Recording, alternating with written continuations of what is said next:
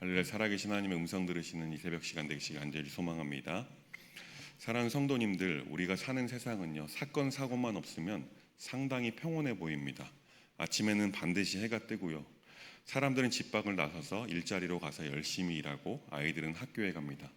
그리스도인들은 예배가 있는 날에는 교회에 나와 예배드리죠. 겉으로는 평온하게 일상을 살아가고 해가 뜨고 해가 지고 매일 일상이 반복됩니다. 그러나 오늘 말씀을 보면요, 겉으로 평온해 보이는 이 세상은 봉인되어 있는 심판을 품고 있음을 알 수 있습니다. 오늘 본문을 보면 그 봉인된 인을 어린 양께서 하나하나 떼시는 장면이 기록되어 있습니다. 1절과 2절 말씀을 보면 어린 양의 첫 번째 인을 떼십니다. 이 어린 양이 첫 번째 인을 떼자 흰 말이 나타나고 그 말을 탄 자는 활을 가지고 있으며 면류관을 받았다고 기록하고 있습니다. 그 흰 말을 탄 자는 면류관을 받고 나아가 이기고 또 이기려고 나아간다고 말씀합니다. 이 부분은 두 가지 의미로 해석할 수 있습니다. 첫 번째 해석은 이 모습을 복음의 승리로 보기도 합니다. 두 번째 해석은 심판의 시작을 알린다고 해석합니다. 그러나 본문의 흐름 안에서 보면 두 번째 해석인 심판의 시작을 알리는 것으로 우리는 이해해야 합니다. 우리 인간들은요, 언제나 이기고 싶어 합니다. 그래서 더 강해지려고 하고 더 많은 것을 차지하려고 합니다. 승리할 수만 있다면 때론 수단과 방법도 가리지 않기도 합니다. 그런데 생각해 볼 것은요, 수단과 방법을 가리지 않고 우리가 승리를 거머쥐었다 하더라도 그 승리가 계속 지속된다는 보장은 없습니다. 또한 그 승리가 언제까지 우리의 삶을 평화롭게 하지는 못한다라는 것을 우리는 기억해야 합니다. 이 첫 번째 인이 떼어졌다라는 것은 영적인 의미로 보면 하나님만이 역사의 주관자임을 선포하는 것입니다. 아무리 사람이 많은 권세를 가진다고 하더라도 인을 절대로 뗄 수 없습니다. 인을 뗄 수 있는 분은 오직 어린 양 되시는 예수 그리스도밖에 없다는 사실을 믿으시기 바랍니다. 다시 말하면 우리 인생의 주권이 내 손 안에 있는 것이 아니라 세상의 권력자들에게 있는 것이 아니라 오직 하나님의 손에 있다는 사실을 기억하며 우리는 하루하루를 살아가야 하는 것입니다. 3절과 4절 말씀을 보면요, 두 번째 인이 떼어집니다. 그러자 붉은 말이 달려나왔습니다. 그 위에 탄 자는요, 허락을 받아 땅에서 화평을 제하여 버리며 서로 죽이게 하고 또 큰 칼을 받았다라고 말씀하고 있습니다. 다시 말하면 붉은 말을 탄 자는요, 평화를 깨트리는 존재라는 것이죠. 우리가 삶을 살아가다 보면요, 가장 쉽게 무너지는 것이 바로 이 평화입니다. 부부간의 관계에 있어서의 평화, 가정의 평화, 교회의 평화, 나라의 평화, 사람들은요, 이러한 평화를 지키려고 무단히 애를 씁니다. 그런데 죄는요, 언제나 그 평화를 무너뜨리고 찢어버립니다. 어쩌면 우리 안에도 이 붉은 말을 탄 자가 달리고 있을지도 모르겠습니다. 나의 작은 말 한마디, 억울한 마음 하나, 사소한 오해가 큰 칼이 되어 사랑하는 가족의 마음을 찌릅니다. 이웃을 어렵게 합니다. 교회를 힘들게 하기도 하죠. 그래서 우리 성도는 늘 깨어 기도하는 삶을 살아야만 합니다. 내 안에 쌓여있는 분노, 미움, 상처가 붉은 말의 칼이 되지 않도록 늘 깨어 기도하면서 우리의 이러한 마음들을 주님 앞에 내려놓아야 하는 것이죠. 붉은 말을 탄 자가 빼앗아가고 무너뜨리고 찢은 평화는 우리 주님만이 회복시킬 수 있습니다. 그렇게 우리는 날마다 주님 앞에 평화의 왕으로 오신 주님 깨어진 평화를 회복시켜달라고 기도해야 하는 것이죠. 오늘 이 새벽에도 우리 삶의 영역 가운데 깨어진 평화의 영역이 있지는 않은지 점검하고 그 영역과 가정과 교회 그리고 이 나라, 더 나아가서는 세계 평화를 위해 끊임없이 기도해야 될 줄 믿습니다. 5절과 6절 말씀을 보면요, 세 번째 인이 떼어집니다. 이 세 번째 인이 떼어졌을 때 나온 말은 검은색 말이었습니다. 이 검은색 말도 누군가가 타 있었습니다. 검은 말을 탄 자는 손에 저울을 들고 있었다고 말씀합니다. 그리고 음성이 들리기 시작합니다. 한 데나리온의 밀 한 되어 보리 석대로다. 이 말이 의미하는 것은요, 한 사람이 하루 풍속으로 간신히 하루 먹을 양식을 사야 한다는 것을 뜻합니다. 인간의 탐욕과 불의가 만들어낸 경제적인 불평등, 물질적인 결핍은 늘 존재해 왔습니다. 지금도 잘 사는 사람만 잘 살고 어려운 사람은 늘 어렵습니다. 앞으로는 이러한 빈부의 격차는 더 나게 될 것입니다. 사랑하는 성도 여러분, 오늘날에도요, 우리가 살아가고 있는 이 현실에도요, 저울은 끊임없이 돌아갑니다. 사람들은 이익을 계산합니다. 자신이 어떻게든 더 많은 것을 가지기 위해 무게를 속입니다. 그러나 하나님의 심판은요, 그 그 속임수를 다 드러내십니다. 인간의 탐욕은요, 결국 자신에게 가난으로 돌아오게 될 것입니다. 혹시 우리의 삶 가운데 이러한 불의한 저울을 가지고 계시진 않으십니까? 혹시 그 불의한 저울로 하나님의 은혜 또한 계산하려고 하진 않습니까? 내가 더 얻으려다가 일고는 있지 않으십니까? 검은 말의 시대에도 성도는 저울을 내려놓아야 합니다. 우리는 저울이 아니라 이스라엘 백성들을 사랑하셔서 공급자가 되어주신 하나님께서 그들에게 만나를 주시고 빈들에도 먹이시던 그 하나님을 붙들어야 될 줄 믿습니다. 그래서 이것 주세요, 저것 주세요, 저 사람에게 있는 것이 더 커 보입니다, 바꿔주세요, 이렇게 기도하던 우리의 기도가 주님 내 삶의 무게를 재지 않게 하여 주옵소서, 다른 이들과 비교하지 않게 하여 주옵소서, 내 손에 들려있던 저울을 내려놓고 오직 주님만 붙들고 의지하게 하옵소서라고 바뀌어야 될 줄 믿습니다. 7절과 8절 말씀에서는요, 네 번째 인이 떼어집니다. 이 네 번째 인이 떼어졌을 때 청황색 말이 나왔습니다. 그 말을 탄 자가 있는데 독특하게 그 말을 탄 자의 이름은 기록되어 있습니다. 바로 사망이라는 이름이었습니다. 사망이라는 자가 청황색 말을 타고 나오는데 음부가 그 뒤를 따르고 있다라고 말씀합니다. 음부는 다른 말로 표현하면 지옥입니다. 다시 말하면 청황색 말이 나오고 그 말 뒤에 말 위에 사망이라는 자가 타 있으며 그 뒤로는 지옥이 따라 나오고 있다는 것입니다. 사망이라는 자와 지옥에 있는 자들은 칼과 기근과 죽음과 들짐승으로서 4분의 1에 이르는 땅의 주민들을 멸하는 권세를 받아가지고 있었다라고 말씀합니다. 너무나 무서운 말씀이죠. 그러나 이러한 모습은요, 사실 멀리 있지 않습니다. 우리의 현실입니다. 우리는 최근에 코로나19 팬데믹을 경험했습니다.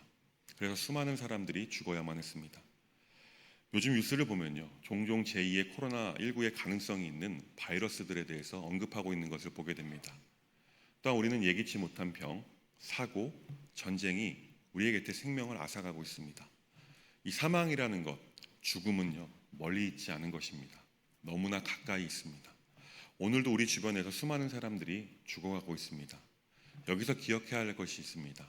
성도라면 죽음이 끝이 아니라는 것을 믿어야 한다는 것입니다.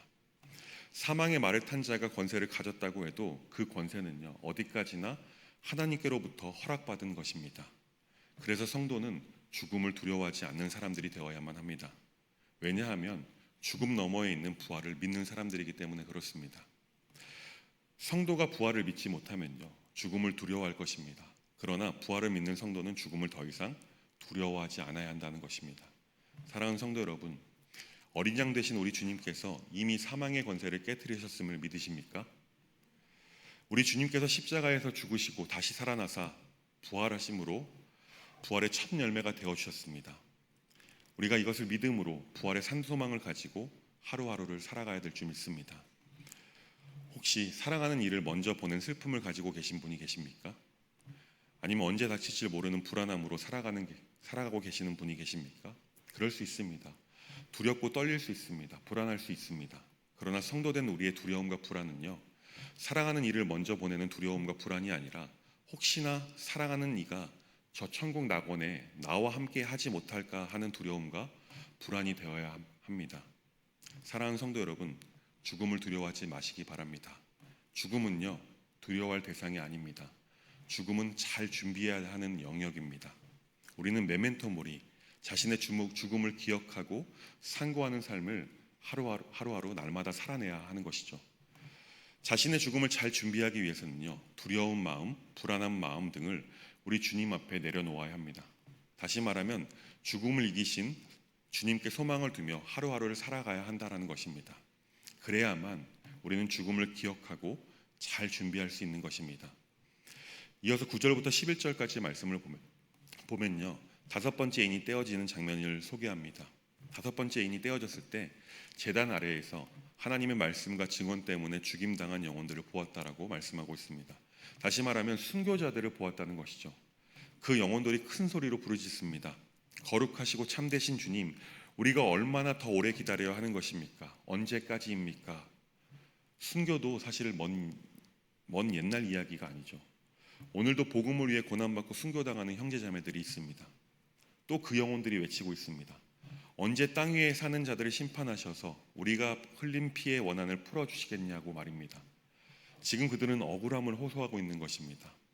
사실 우리의 삶 가운데에도 순교 정도는 아니지만 복음 때문에 억울한 상황을 마주할 때도 있습니다. 하나님, 정말 마음 다해 하나님을 섬겼는데 내 삶은 왜 이런 것입니까? 저들은 복음을 위하지도 하나님을 위하지도 않는데 저렇게 잘 사는 것입니까? 이런 억울함의 질문 앞에 우리 주님은 이렇게 대답하십니다. 조금 더 기다리라 라고 말입니다. 기다리라는 말씀은요, 하나님의 때에 반드시 갚아주신다는 것입니다. 이것을 믿음으로 오늘의 억울함을 견뎌내야 하는 것이죠. 그럴 때 하나님께서 억울함이 감사로 바뀌게 해주실 줄 믿습니다. 12절부터 17절까지의 말씀을 보면요, 여섯 번째 인이 떼어집니다. 여섯 번째 인이 떼어졌을 때 자연은 무너지고 세상은 뒤집혔습니다. 해가 검어지고 달은 피같이 되었고 별들은 떨어졌고 하늘은 사라졌습니다. 산과 섬이 움직이고 왕과 귀인과 부자와 강한 자들이 굴과 바위에 숨었습니다. 그들은 외칩니다. 우리 위에 무너져서 내려서 보좌에 앉으신 분의 얼굴과 어린 양의 진노로부터 우리를 숨겨다오. 그들이 진노를 받은 큰 날이 이르렀다. 누가 이것을 버티어낼 수 있겠는가? 라고 말입니다. 이 장면은요, 마지막 심판을 묘사한 것입니다. 마지막 심판의 날은요, 누구도 피할 수 없습니다. 권력도 돈도 내가 쌓아놓은 안전망도 아무런 소용 없습니다. 아무리 바위가 크다 한들 하나님의 얼굴을 피할 바위는 없습니다. 하지만 성도에게는요, 한 가지 피할 곳이 있습니다. 그것은 바로 어린 양 예수 그리스도의 십자가입니다. 그분의 보혈 아래 숨는 자는 심판의 진노가 아니라 구원의 은혜를 받게 될 줄 믿습니다. 오늘도 우리는 그 은혜 아래에 거해야 될 줄 믿습니다. 내가 자격이 있어서가 아닙니다. 오직 주님의 은혜입니다. 말씀을 맺겠습니다. 사랑하는 성도 여러분, 지금도 말탄 자들은 달리고 있습니다. 이미 달리고 있고 달려올 것입니다. 그러나 우리는 두려움으로 숨는 자들이 아니라 깨어서 우리 어린 양 되시는 주님을 바라보는 자들입니다. 오늘도 우리의 평화를 빼앗아가는 붉은 말 앞에서 주님께 평화를 구해야 될 줄 믿습니다. 우리의 삶을 무겁게 짓누르는 저울 앞에서 우리는 주님을 의지해야 합니다. 사망의 말을 탄 자 앞에서 우리는 부활의 소망을 붙들어야 하는 것이죠. 그리고 억울함의 눈물을 흘릴 때에는 하나님께서 반드시 갚아주실 것이다 라는 믿음으로 버텨낼 수 있어야 합니다. 마지막 날 우리가 주님 앞에 설 때 두려움이 아니라 기쁨으로 나아가는 저와 여러분들 되시길 주님의 이름으로 간절히 축원합니다. 기도하겠습니다. 어린 양 되시는 주님, 사실 우리는 두렵습니다. 불안합니다. 그러나 심판보다 크신 주님, 죽음보다 강하신 부활의 주님을 붙들고 나아갑니다. 붉은 말이 달리고 검은 말이 달려도 청황색 말이 달려도 우리는 어린 양의 보혈 아래에 숨고 주님만을 붙들 것입니다. 우리의 삶을 지켜주시고 늘 깨어있게 하여 주옵소서. 예수님의 이름으로 간절히 기도드립니다. 아멘.